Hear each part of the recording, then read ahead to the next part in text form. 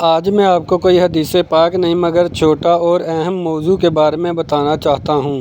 بہت سے دوست سوال کر رہے ہیں کہ انجینئر محمد علی مرزا کی ایک ویڈیو بہت وائرل ہو رہی ہے کہ جس میں وہ صحیح مسلم کی ایک روایت بیان کر رہا ہے کہ اللہ کے رسول نے فرمایا میرے صحابہ میں 12 منافق ہیں کہ جن میں سے 8 جنت میں اس وقت تک داخل نہ ہوں گے جب تک کہ اونٹ کے ناکے سے نہ داخل ہو جائے اور وہ 8 پھوڑے کی بیماری سے مریں گے۔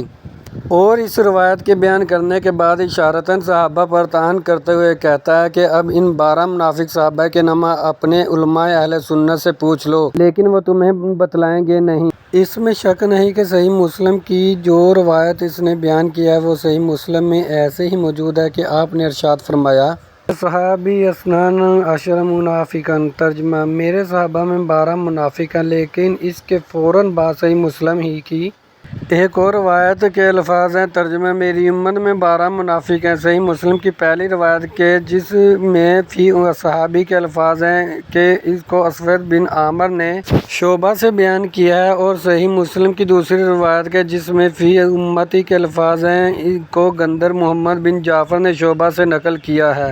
شعبہ کے بعد سند ایک ہی ہے۔ تو اب سوال یہ ہے کہ جب دونوں راویوں نے شعبہ سے روایت میں اختلاف کیا ہے تو ہمیں دیکھنا یہ ہے کہ کس راوی نے شعبہ کے بیان کو زیادہ محفوظ رکھا ہے۔ تو یہ واضح رہے کہ اسود بن عامر شعبہ کے عام شاگردوں میں سے ایک ہیں، جبکہ گندر محمد بن جعفر شعبہ کے خاص ترین شاگرد ہیں۔ امام احمد بن حنبل کہتے ہیں کہ گندر نے 20 سال شعبہ سے علم حاصل کیا۔ امام عبداللہ بن مبارک کہتے ہیں کہ اگر شعبہ سے روایت میں اختلاف ہو جائے تو گندر کی روایت کو فیصلہ کن سمجھو۔ دوسرا، گندر کو یہ بھی ترجیح حاصل ہے کہ وہ احادیث لکھ لیتے ہیں، بلکہ امام ذہبی کے بقول لکھنے میں اسے اصحن الناس کتاب تھے، یعنی لوگوں میں سب سے زیادہ صحیح لکھنے والے، اور شعبہ سے انہوں نے بہت احادیث لکھی ہیں۔ تو اصلاً صحیح مسلم کی روایت میں الفاظ فی امتی کے ہیں کہ آپ صلی اللہ علیہ وسلم نے فرمایا کہ میری امت میں 12 منافق ہیں، لیکن ہمیں سمجھ نہیں آتی کہ صحیح مسلم ہی کی اگلی روایت میں جب فی صحابی کے بجائے فی امتی کے الفاظ بھی ہیں تو اس اگلی روایت کو بیان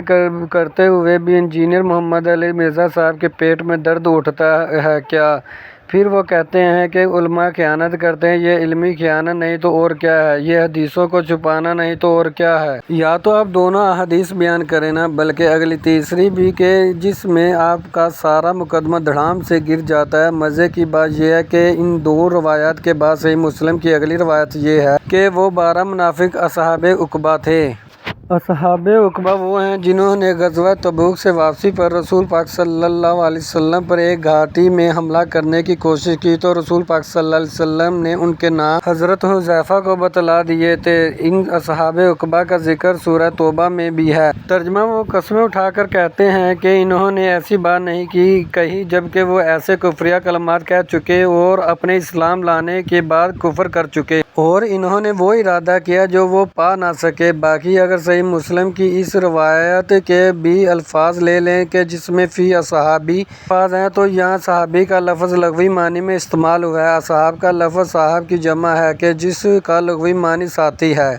ساتھ دینے والوں میں منافق تھے، اس میں کیا شک ہے؟ تو صحابی کا ایک لغوی معنی ہے اور دوسرا اصطلاحی معنی ہے۔ لغوی معنی میں اس سے مراد صرف ساتھی ہے، جیسا کہ قرآن مجید میں اہل جہنم کو اصحاب النار کہا گیا، یعنی جہنم کے ساتھی، اور بیت اللہ پر حملہ کرنے والوں کو اصحاب الفیل کہا گیا ہے۔ اسی طرح صحیح مسلم کی روایت میں ہے کہ ایک منافق نے آپ پر مال غنیمت کی تقسیم میں عدل نہ کرنے کے حوالے سے تنقید کی تو حضرت عمر نے آپ سے اجازت چاہی کہ میں اس منافق کو قتل کر دوں، تو آپ نے جواب میں کہا اے عمر، اللہ کی پناہ، لوگ یہ باتیں کریں گے کہ میں اپنے اصحاب کو قتل کر دیتا ہوں۔ تو اس روایت میں بھی بازیر ہی کے ساتھ اصحابی کے الفاظ آئے ہیں کہ جن کے بارے میں آپ صلی اللہ علیہ وسلم آگے یہ فرما رہے ہیں کہ یہ قرآن پڑھیں گے لیکن ان کے حلق سے نہیں اترے گا اور دین سے ایسے نکل جائیں گے جیسے کمان سے تیر۔ تو ان منافقین کو بھی آپ صلی اللہ علیہ وسلم نے صحابی کہا۔ تو یہاں روایت روایت میں صحابی سے مراد صحابی اصطلاحاً نہیں ہے، کیونکہ اصطلاح تو بعد میں بنی ہے، اور اصطلاح میں صحابی سے مراد وہ شخص ہے کہ جس نے حالت ایمان میں آپ کو دیکھا اور حالت ایمان ہی اس کی وفات ہوئی، اور منافق کی وفات تو حالت ایمان میں نہیں ہوتی، لہٰذا وہ اصطلاحاً صحابی نہیں ہے، البتہ لغوی اعتبار سے صحابی ہے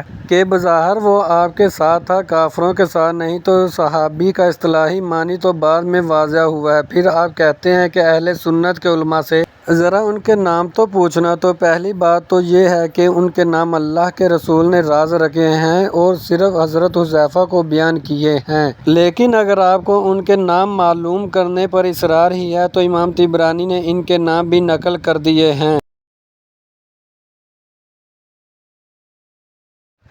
اس کے بعد اشارے سے جلیل القدر اور معروف صحابہ پر لعنت عام کرنے کا کیا تک بنتا ہے؟